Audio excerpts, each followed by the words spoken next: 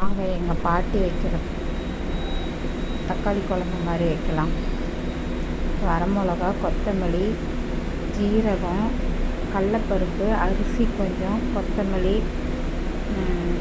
கருவேப்பிலை இதெல்லாம் போட்டு நல்லா வறுத்து எடுத்துட்டு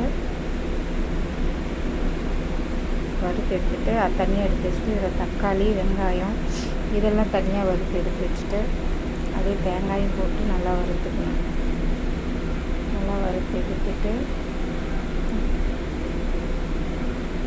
இதை முதல்ல அரைச்சிடணும். அரைச்சிட்டு தக்காளி எல்லாம் சேர்த்து போட்டு நல்லா அரைச்சி எடுத்துட்டு அதுக்கப்புறம் வானல் அடுப்பில் வச்சு எண்ணெய் ஊற்றி கடுகு போட்டு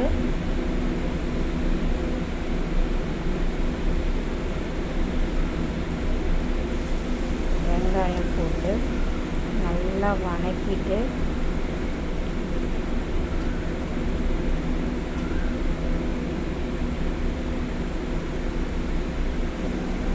நல்லா வதக்கி எடுத்துட்டு அதுக்கப்புறம் அரைச்சி வச்ச விழுது அதுலேயே ஊற்றி நல்லா கொதிக்க வச்சா எங்கள் பாட்டி வச்ச சாம்பார், தக்காளி சாம்பார் ரெடி. கறி குழம்பு மாதிரியே இருக்கும்.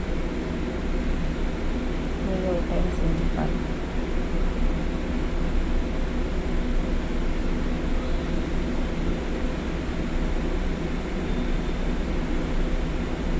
இட்லிக்கு நல்லா இருக்கும். ஆனால் நான் ஊத்தாப்பம் மாதிரி மொத்தமாக தோசை ஊற்றி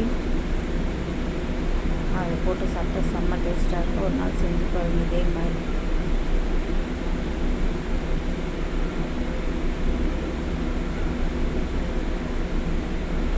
தோசை ஊற்றியாச்சு.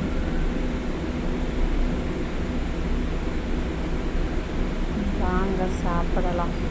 எங்கள் பாட்டி வச்ச சாம்பாரில், எங்கள் பாட்டி வச்ச மாதிரி சாம்பாரில் வாங்க சாப்பிட்லாம். நான் வச்சுருக்கேன்.